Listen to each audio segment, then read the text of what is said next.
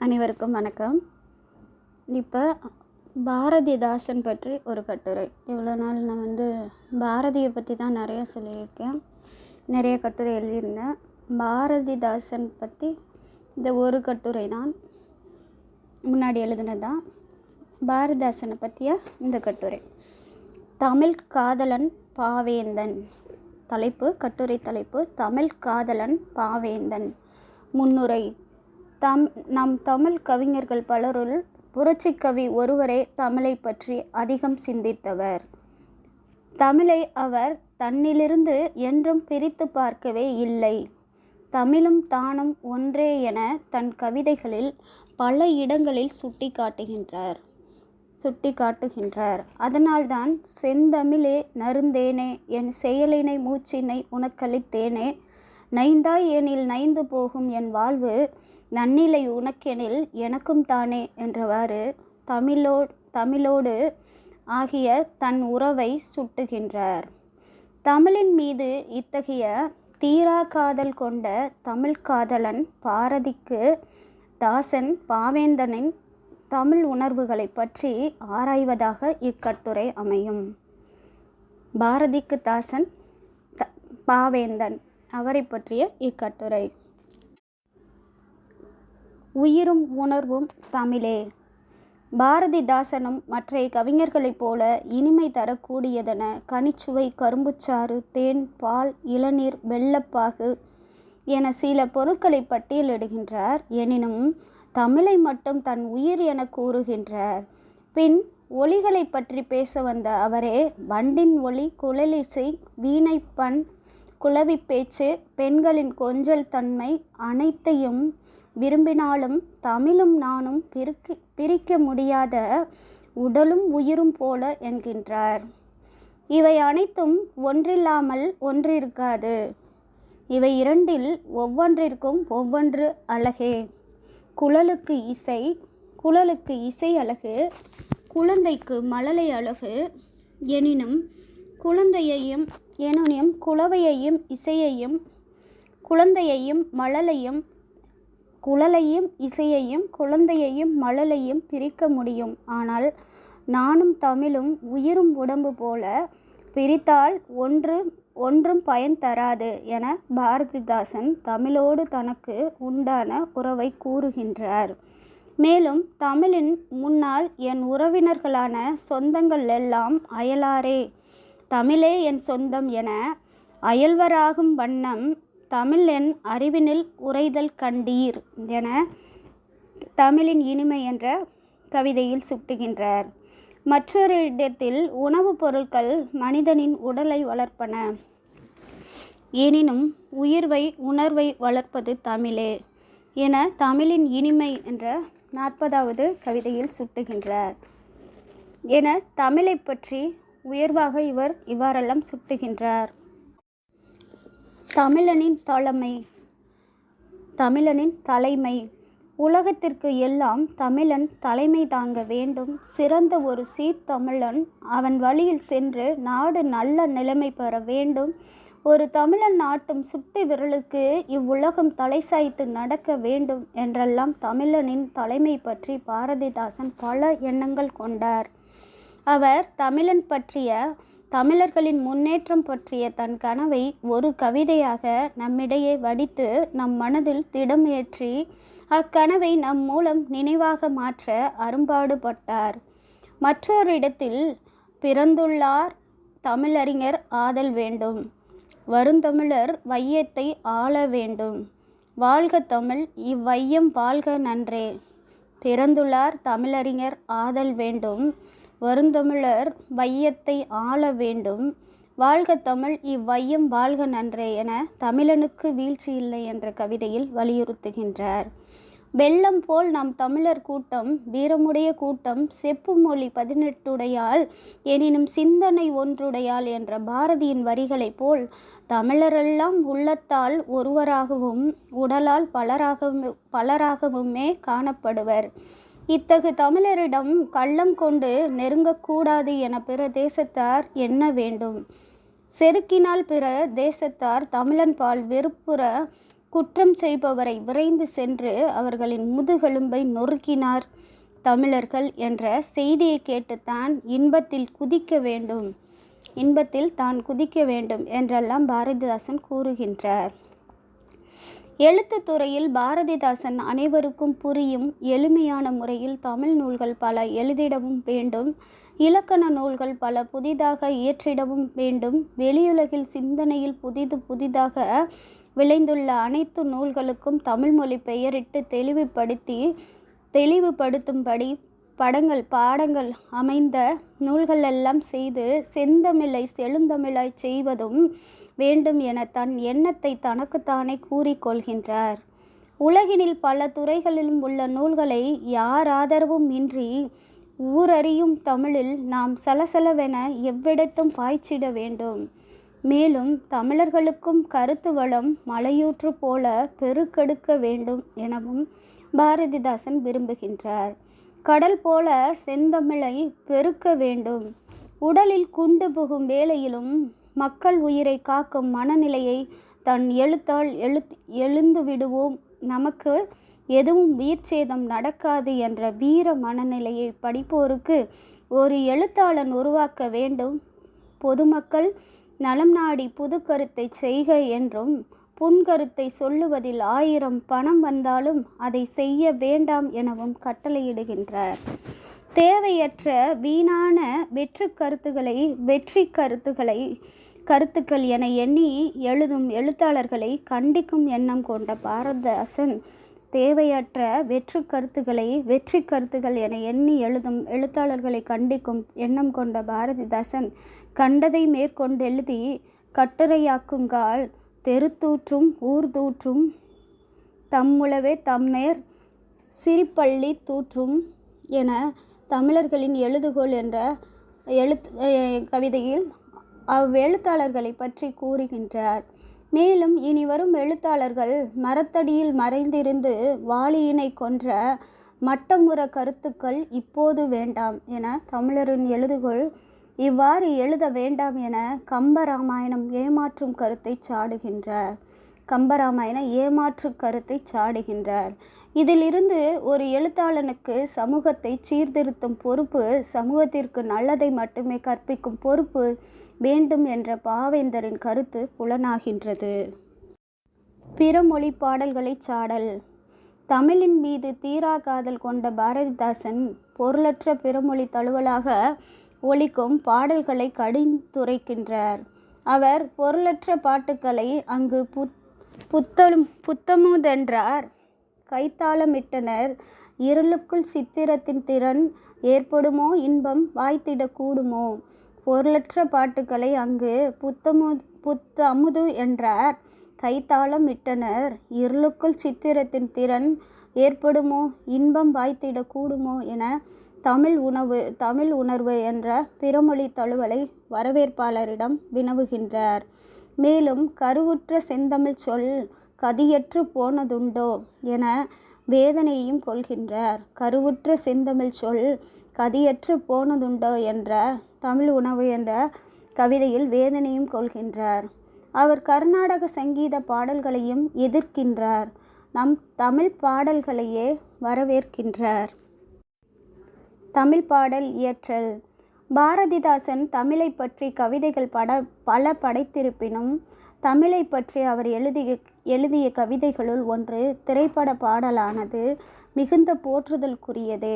அப்பாடலில் அவர் தமிழுக்கும் அமுதென்று பேர், அந்த தமிழ் இன்பத் தமிழங்கள் உயிருக்கு நேர் அப்படின்னு கவி இன்பத் தமிழ் என சுட்டுகின்றார்.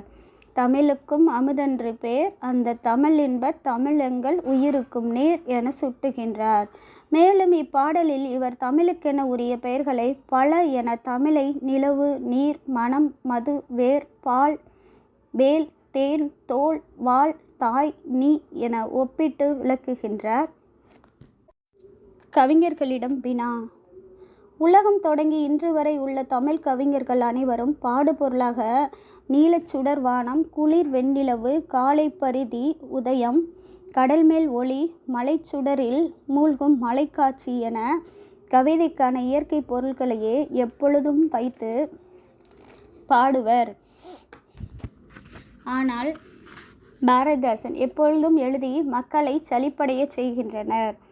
அத்தகு தமிழ் கவிஞர்கள் எவரும் தமிழின் விந்தையை எழுத முடியும், தமிழை பற்றி எழுத அவர்களிடம் தரம் உள்ளதா என தமிழின் மீது உள்ள அறிவு செருக்கால் பாவேந்தர் பிற கவிஞர்களை வினவுகின்றார். தமிழ் கவிதைகளை பிற மொழியில் காண அவர் பிறமொழி கவிதைகளை பாடல்களை எதிர்க்கும் பாரதிதாசன் தமிழின் மேல் கொண்ட மிகை அன்பால் தமிழ் கவிதைகளை பிற மொழிகளில் காண வேண்டும் என ஆர்வம் கொள்கின்றார். பாரதி கூட பிற நாட்டு நல்லறிஞர் சரித்திரம் தமிழ் மொழியில் இயற்றல் வேண்டும் என்றுதான் கூறியுள்ளார். எனினும் பாரதியின் தாசனோ தமக்கு இருந்த தமிழ் பற்றினால் தமது கவிதைகளை பிற மொழிகளில் காணும் ஆசையினை வெளிப்படுத்தியுள்ளார். மேலும் அவர் பழந்தமிழர்களின் நூல்களான ஓவியம், கணிதம், வானசாத்திரம், மெஞ்ஞானம், சிற்பம், விஞ்ஞானம், காவியம் இவை அனைத்தும் உலகத்தின் புதுமை என இவற்றில் உலகத்தவர் புதுமை கண்டு அனுதினமும் கூற இந்நூற்களை உலக மக்கள் அனைவரையும் தமிழர்களாகிய நாம் படிக்கச் செய்யும் நாள் எந்நாளோ என்ற கவிதையில் வினவுகின்றார். கவிஞர்களிடம் வினா. உலகம் தொடங்கி இன்று வரை உள்ள தமிழ் கவிஞர்கள் அனைவரும் பாடுபொருளாக நீலச்சுடர் வானம், குளிர் வெண்ணிலவு, காலை பரிதி உதயம், கடல்மேல் ஒளி, மலைச்சுடரில் மூழ்கும் மலைக்காட்சி என கவிதைக்கான இயற்கை பொருட்களையே எப்பொழுதும் வைத்து பாடுவர். ஆனால் பாரதிதாசன் எப்பொழுதும் எழுதி மக்களை சலிப்படைய செய்கின்றனர். அத்தகு தமிழ் கவிஞர்கள் எவரும் தமிழின் விந்தையை எழுத முடியும், தமிழை பற்றி எழுத அவர்களிடம் தரம் உள்ளதா என தமிழின் மீது உள்ள அறிவு செருக்கால் பாவேந்தர் பிற கவிஞர்களை வினவுகின்றார். தமிழ் கவிதைகளை பிற மொழியில் காண அவர் பிறமொழி கவிதைகளை பாடல்களை எதிர்க்கும் பாரதிதாசன் தமிழின் மேல் கொண்ட மிகை அன்பால் தமிழ் கவிதைகளை பிற மொழிகளில் காண வேண்டும் என ஆர்வம் கொள்கின்றார். பாரதி கூட பிற நாட்டு நல்லறிஞர் சரித்திரம் தமிழ் மொழியில் இயற்றல் வேண்டும் என்றுதான் கூறியுள்ளார். எனினும் பாரதியின் தாசனோ தமக்கு இருந்த தமிழ் பற்றினால் தமது கவிதைகளை பிற மொழிகளில் காணும் ஆசையினை வெளிப்படுத்தியுள்ளார். மேலும் அவர் பழந்தமிழர்களின் நூல்களான ஓவியம், கணிதம், வானசாத்திரம், மெஞ்ஞானம், சிற்பம், விஞ்ஞானம், காவியம் இவை அனைத்தும் உலகத்தின் புதுமை என இவற்றில் உலகத்தவர் புதுமை கண்டு அனுதினமும் கூற இந்நூற்களை உலக மக்கள் அனைவரையும் தமிழர்களாகிய நாம் படிக்கச் செய்யும் நாள் எந்நாளோ என்ற கவிதையில் வினவுகின்றார். இலக்கியம் மட்டுமே தமிழ் ஆய்வா? தமிழில் இலக்கணம், இலக்கியம் என இரு துறைகள் இருப்பினும் இலக்கியத்துக்குள்ளே சங்க இலக்கியம், காப்பிய இலக்கியம், பக்தி இலக்கியம், சிற்றிலக்கியம், இக்கால இலக்கியம் என பல துறைகள் ஆய்வாளர்களுக்கு ஆய்வு பொருளாக உள்ளன. எனினும் சங்க இலக்கியத்தை மட்டும் ஆய்வதாலேதான் அறிவு புலமையை பெற முடியும். சங்க இலக்கியத்தை மட்டும் ஆய்வதாலேதான் அறிவு புலமையை பெற முடியும் என்ற மூட நம்பிக்கை அன்று ஆய்வாளர்களிடையே காணப்பட்டுள்ளது. இதை சாட எண்ணிய பாரதிதாசன் அந்நாளின் இலக்கியத்தை ஆய்தல் ஒன்றே அரும்புலமை எனும் மடமை அகன்றதிங்குக இந்நாளில் பழந்தமிழிற் புதுமை ஏற்றி எழுத்தெழுத்து கிளிப்பேற்றி எழுத்து இனிப்பு ஏற்றி கவிதைதோறும் தென்னாட்டின் தேவைக்கு சுடரை போற்றி காவியத்தில் சிறப்பேற்றி இந்த நாடு பொன்னான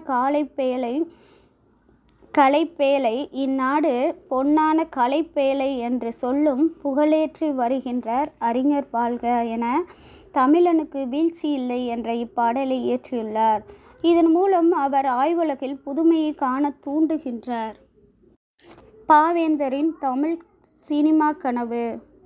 பாவேந்தர் காலத்தில் மனித உருவையும் ஒளியையும் இணைத்து படமென திரையில் காட்டும் ஒரு கலையை ஐரோப்பியர்கள் கண்டுபிடித்துள்ளனர் என்ற செய்தியை பாரதிதாசன் கேட்டு மகிழ்ச்சி கொண்டார்.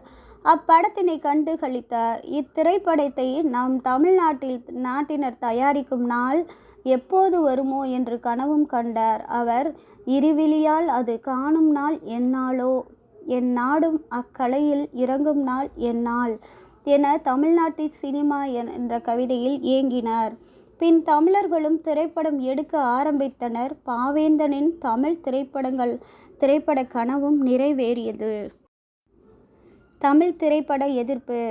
தமிழர்கள் எடுத்த திரைப்படங்கள் நாளுக்கு நாள் எண்ணிக்கையில் 1, 10, 100 என கூடிக்கொண்டே சென்றது.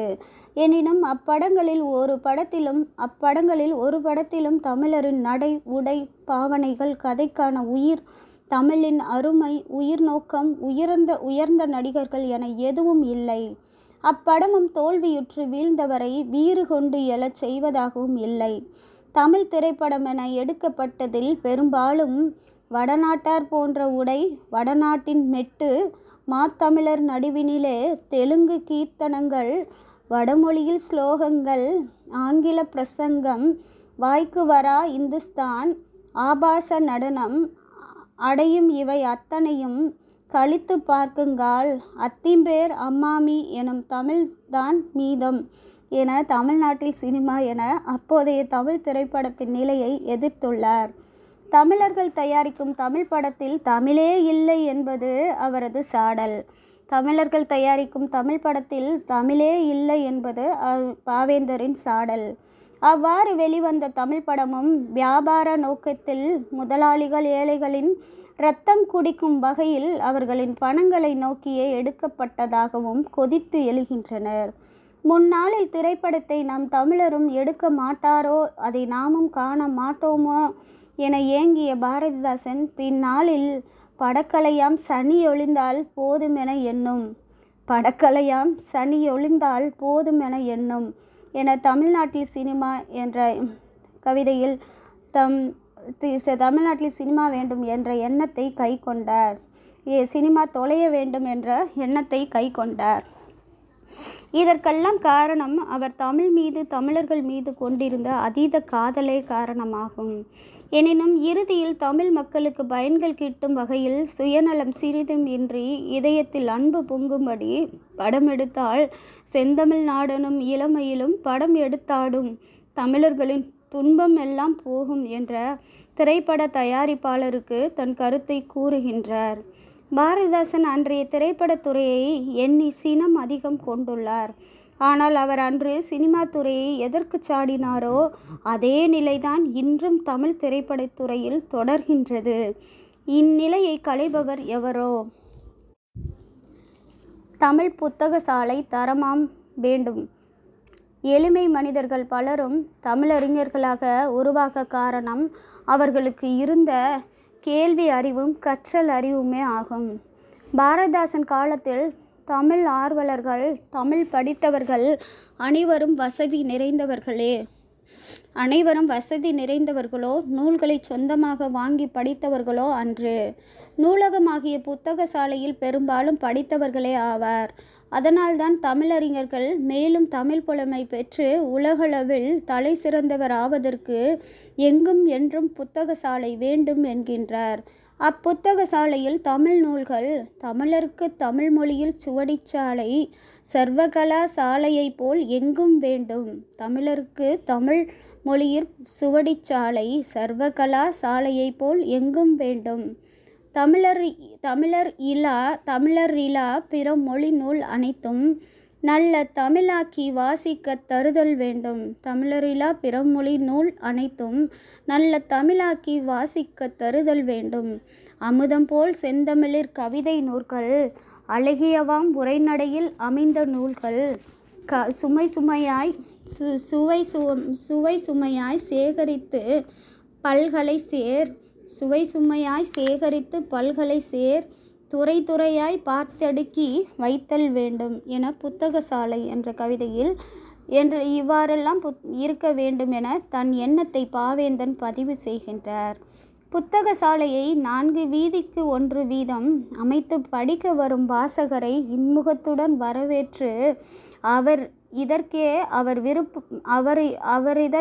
அவர் விரும்பும் நூல்களை ஊழியர்கள் அவரிடத்திற்கே அவரிடத்திற்கே அவர் விரும்பும் நூல்களை ஊழியர்கள் கொண்டு சென்று கொடுத்து நாளும் வாசகர்களை பெருக்க வேண்டும். அனைவரும் தமிழ் படித்து தமிழறிஞர் ஆதல் வேண்டும் என தன் தமிழ் உணர்வை பாவேந்தர் கூறுகின்றார். முடிவுரை.